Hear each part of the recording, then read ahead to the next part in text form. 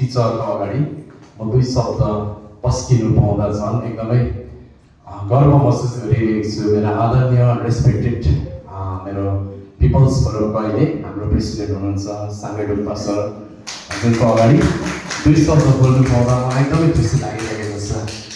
Specially यो हाम्रो Himalayan सर्व सेवा फाउन्डेसनले यो 4 वर्षको अवधिमा धेरै कामहरू गर्दै आइरहेको छ।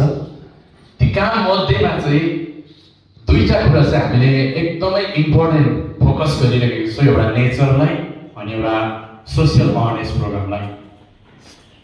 अनि अहिले यो कुरा चाहिँ हामी यहाँ जति पनि आउनुभएको छ यो तपाईँलाई एकचोटि आफैले आफ्नै निम्ति धन्यवाद दिएर ताली बजाइदिनुहोस्। ताकि आज जति पनि सङ्गठन चलाइरहेको छौँ, जति पनि अर्गनाइजेसन चलाइरहेको छौँ, कहीँबाट फन्डिङ छैन, कहीँबाट स्यालेरी छैन, कहीँबाट पैसा छैन। यो चाहिँ पोजिटिभिटी थिङ्किङ भएको व्यक्तिहरूले चाहिँ आफै मेहनत गर्दै, आफै खट्दै, आफै परिश्रम गर्दै, आफै दुई पैसा जोगाउँदै हामी यसरी सङ्गठन चलाएर हाम्रो समाजलाई पोजिटिभ कुराहरू पस्केर हामी दिने प्रयास गरिरहेको छौँ। यो चाहिँ आज तपाईँले मेरो निम्ति गर्व गर्ने कुरा भइरहेको छ यो दिनमा। किनभने मान्छेलाई आज यस्तो धेरै बिजी स्केड्युल भइरहेको छ, जहाँनिर बिहान ब्रेकफास्ट के पो खाएको थियौ भन्दा बेलुका डिनरमा सोध्यो भने बिहानको ब्रेकफास्ट धरि भन्नु नसक्ने बिजी स्केड्युलमा आज तपाईँ र मैले चाहिँ मेरो समाजको निम्ति के गर्नु छ, मेरो सोसाइटीको निम्ति के गर्नु छ भन्ने सोच र विचार लिएर आज यसरी सङ्गठनहरू चलाइरहेको छौँ। जुन सङ्गठनले चाहिँ आज हामीले हाम्रो जातिको निम्ति, हाम्रो ठाउँको निम्ति, हाम्रो भूमिको निम्ति केही गरिरहेको छौँ। अनि तीमध्येमा चाहिँ मैले यो दिनमा चाहिँ धेरै सोसियल अवेरनेस प्रोग्राममा मैले एउटा मोटिभेसन प्रोग्राम गरिरहेको छु, काउन्सिलिङ प्रोग्राम गरिरहेको छु। त्यो चाहिँ एकदम बिना सित्तैमा, बिना पैसामा। किनभने मलाई गडले, मलाई ईश्वरले मलाई एउटा एबिलिटी दिइरहेको छ, मलाई ईश्वरले एउटा आय स्रोत गर्ने मौका दिइरहेको छ। भनेपछि मैले दुई पैसा तल्लो घर जाँदै तास खेलाउँदै, माथिल्लो घर जाँदै लौ न एक पेक किनिदिन्छु, तल जाँदै लौ न तिमी खाऊ भन्ने पैसा चाहिँ जोगाएर चाहिँ आज सोसियल एक्टिभिटिजतिर मैले इन्भेस्ट गरिरहेको छु। आज यो कुरा चाहिँ तपाईँ अनि म जति पनि यहाँनिर आइरहेको छौँ यो एकदमै याद गर्नुपर्ने कुरा भइरहेको छ। अनि अहिले मैले यहाँनिर देखिरहेको थिएँ यति मजाको टिनेजमा हुर्किँदै गरेको स्टुडेन्टहरू देखिरहेको थिएँ, मलाई लोभ लागिरहेको थियो। अनि म ब्यागमा बसेर मैले सोचिरहेको थिएँ जब म क्लास 6 पढ्दै थिएँ बुम्बोइसमा, क्लास 6 पढ्दै गर्दा आजभन्दा 20 वर्ष 25 वर्ष अगाडि स्कुलको मोनिटर चाहिँ छिप्पेको मान्छेहरूलाई पढ्नुमा फेल भएर 3 वर्ष 4 वर्ष बिताएको मान्छेहरूलाई राख्थ्यो। त्यति बेलाको मोनिटर एकजना दाजु हुनुहुन्थ्यो हाम्रो बतासेको दाजु। त्यो दाजुले म एकदमै लाटा सोझो मान्छे, सिधा मान्छे, उहाँले खैनी मार्नुभयो। अनि खैनी मारेर आफूलाई चाहिने चाहिँ ओठमा हाल्नुभयो उहाँको, अनि नचाहिने चाहिँ मेरो आँखामा हालिदिनु भयो। उहाँको खैनी भइले उहाँलाई तृप्त भयो, तर उहाँको धुलोले मेरो आँखा 1 हप्तासम्म फुलेर यति साह्रो बिजोग भयो। अनि घुम्बैसमा एउटा सानो फुच्चे 6 को स्टुडेन्टले यति साह्रो अन्याय र अत्याचार फेस गर्नु पर्थ्यो, धेरै टर्चर गर्थ्यो ठुलो दाजुहरूले। त्यति बेला 1800 जना 2000 जना स्टुडेन्ट थियो मुम्बईमा।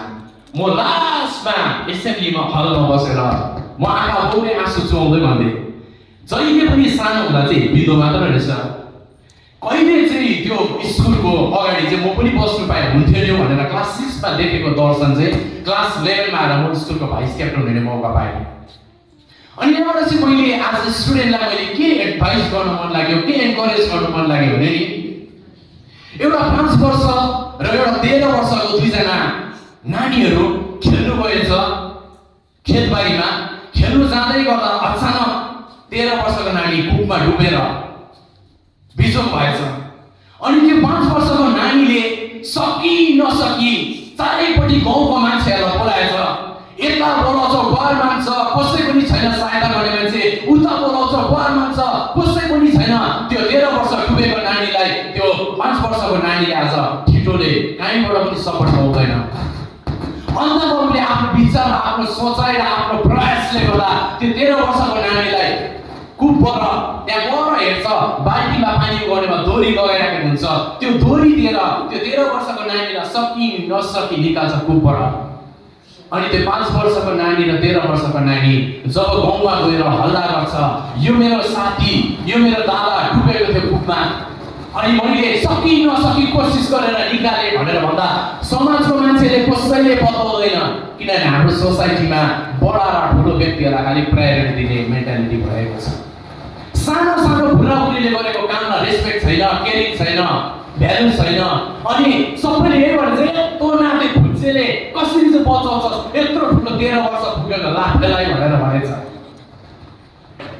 अनि त्यो कुरा धेरै इस्यु हुँदै गयो, चर्चा हुँदै गयो। लास्ट टाइममा गाउँको बुढापाका बाजेहरूले एउटा मिटिङै कल गरेछ, यो चाहिँ कसरी सम्भव भयो, आज हामी मिटिङ राखौँ, अनि मिटिङ राखेर चाहिँ यो 13 वर्षको लट्टा छिपेको नानीलाई चाहिँ कसरी 5 वर्षको नानीले चाहिँ कुपबाट चाहिँ निकाल्यो, हामी यिनीहरूको आज अलिकति रियालिटी बुझ्नु भनेर भनेछ।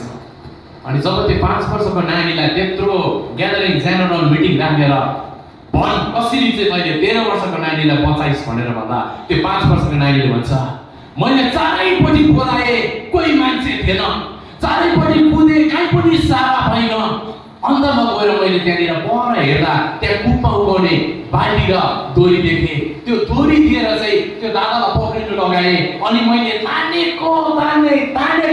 गरेँ, अन्तमा मेरो दादा बाँच्यो कुपबाट भनेर भनेछ। यहाँबाट चाहिँ तपाईँलाई के मेसेज दिन खोजिरहेको छु भने नि, जहाँनिर पनि हामीले पर्मिसन माग्नु जरुरी छैन, जहाँनिर पनि हामीले सबैलाई सोधिबस्नु जरुरी छैन, जहाँनिर पनि हामीले ठुलाबडाको खालि हामीले ल्याउनु पर्ने जरुरी छैन। किनभने आजको दिनमा डिजिटल वर्ल्डमा नानीहरू बिग्रेर दिइरहेको छ। हिजो अस्ति मात्र 1 हप्ता अगाडि गर्ल्स स्कुलको मुनिल्लोपट्टि जवान भाइले डेन्डाइट गरेर सुनिरहेको थियो। म त्यो भाइको छेउमा रोपिरहेको थिएँ, अनि मैले त्यो भाइलाई भने, भाइ तिमी यत्रो जवान केटा के भएको यस्तो, तिमी कहाँ बस्छौ भन्दा मङ्गलमा बस्छु, कति वर्ष पुगेको, 20 वर्ष, कति क्लास पढ्दैछ भन्दा 10 पढ्दैछु, तिम्रो बाउले के गर्दैछ भन्दा पेन्टिङको काम गर्छ भने। अनि मैले त्यो भाइलाई सम्झाउँदै थिएँ, बुझाउँदै थिएँ, अन्तमा त्यो भाइले मलाई के भने, प्लिज दादा आजको लागि छोडिदिनुहोस् न, मलाई टु मच भइसक्यो, एकपल्ट तपाईँले अन्डरस्ट्यान्डिङ गरेर जाइदिनुहोस् न भनेर भने। आज तपाईँ र म बसेको सोसाइटी यस्तै छ, आज तपाईँ र म उभिएको भूमिहरू यस्तै छ। मान्छे पोजिटिभ भन्दा जाँदा नेगेटिभ कुराहरूको इन्भाइरोमेन्टले तपाईँ र मलाई क्याप्चर गरिरहेको छ। जहाँ पनि स्टेपै पछि टेम्पटेसन, पहिला पछि टेम्पटेसन, डिजिटल वर्ल्डमा हेर्नुहोस् टेम्पटेसन नै टेम्पटेसन, पढ्नु मन पर्दैन, खालि डिजिटल वर्ल्डमा गेमिङ खेल्यो, ट्याक्स गर्यो, दुनियाँ एक्टिभिटिज हेऱ्यो, बस्यो, त्यो टेम्पटेसनै भइरहेको छ। आज ड्रग एडिक्सन टेम्पटेसनै भइरहेको छ। साथीले तपाईँलाई फ्रीमा दिइरहेको छ, खाऊ न म छु त तिम्रो फाइनेन्स भनिरहेको छ। जब तपाईँलाई ह्याबिचुअल बनाइसकेपछि अब चाहिँ तिमी फ्रीमा पाउँदैनौ है, अब चाहिँ म तिमीलाई बिक्री गर्छु भनेर उसले नै तपाईँलाई सप्लाई गरिरहेको छ। आज एडिक्सनको वर्ल्डमा छुर्लुमै डुबिरहेको छ हाम्रो युवा पिँढीहरू, अनि डिजिटल वर्ल्डमा पनि छुर्लुमै डुबिरहेको छ। अनि लभको एडिक्सनमा त झन् सानो सानो भुर्राभुरी भाइ बहिनीहरू बिहा गरे अरे, कति वर्ष पुग्यो भन्दा 12 वर्ष, 15 वर्ष, 18 वर्षमा बिहा गर्यो। एजुकेसन कति हो भन्दा +2 फेल अरे, 10 फेल अरे। आज यहाँबाट चाहिँ तपाईँ र मैले चाहिँ के बुझ्नु पर्ने, यहाँबाट चाहिँ हामी सोसाइटीको रेस्पोन्सिबिलिटिज के हो, आज यहाँबाट चाहिँ तपाईँ हाम्रो अभिभावकको जिम्मेवारी चाहिँ के हो भन्ने कुरामा चाहिँ अब हामीले चाहिँ तल्लो घर र माथिल्लो घरमा बिग्रेको मान्छेसँग होइन रहेछ। यो कति छाडा छ, यो पढ्नुमा लद्दु छ, होइन रहेछ। किनभने तपाईँले मेरो छोराछोरी त आमाबाउसँग बेलुका स्कुलबाट आएर 1 से 2 घन्टा मात्र हो, त्यही 2 घन्टामा पनि उसलाई मोबाइलमा वाइफाई हुनुपर्छ, मोबाइलमा डाटा फुल हुनुपर्छ। यदि डाटा छैन, वाइफाई छैन, आमाबाउसँग बोल्नु नट इन्ट्रेस्टेड।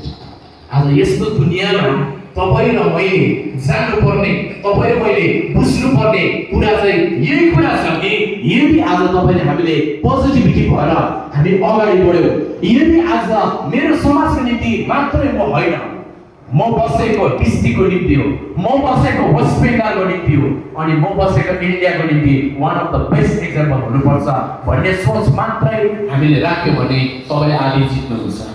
अनि जब तपाईँले यो सोच मात्र राख्नुभयो भने नि अघि त्यो 13 वर्षको ढिटोलाई 5 वर्षका नानीले कुपबाट निकालेको जस्तै आज तपाईँले इम्पोसिबल काम तपाईँको घरदेखि सुरु गरेर जानुहुन्छ। इम्पोसिबल काम तपाईँको सोसाइटीमा गएर सुरु गर्नुहुन्छ। अनि चाहिँ तपाईँको प्रशंसा हुन्छ, अनि चाहिँ तपाईँको प्रेज हुन्छ, अनि चाहिँ तपाईँको रेस्पेक्ट हुन्छ। हुन्छ, थ्याङ्क यू। यो छोटो शब्द यही राख्दै फेरि पनि हाम्रो एमसी बहिनीलाई दिँदैछ। Thank you.